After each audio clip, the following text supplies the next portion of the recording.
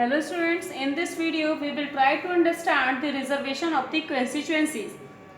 As we know that in the FPTP system, first past the post system, there is the disadvantage of it also, that the smaller social groups are not given the proper representation, and therefore our constitution framers decided that there should be the reserved constituencies. Earlier in the British period, the separate electorates was also introduced in the election system in India, but there is a problem. What was the problem?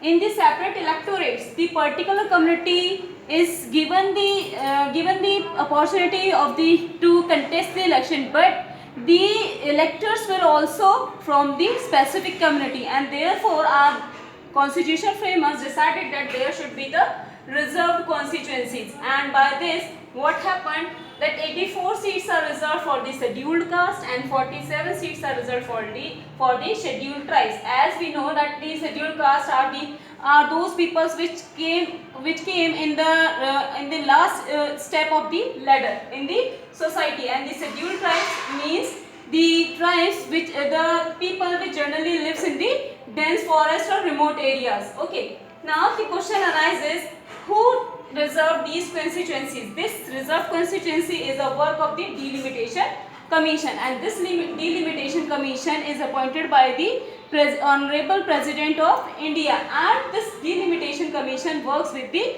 Election Commission of India. It do two type of work. One is the constituencies reserved in each state on the basis of the proportion of the STs, means scheduled tribes. Okay, it see all the states and the composition of the population, and if the population is much, then the seats are reserved for the scheduled tribes. But in the case of scheduled caste, it do two types of work. One is when there is the state where there is higher proportion of the scheduled population, then it pick that state, and after it picking the state of the higher proportion of the scheduled caste, then what it do? It separate constituencies in different region of the state. What happened by this? That the all region will be given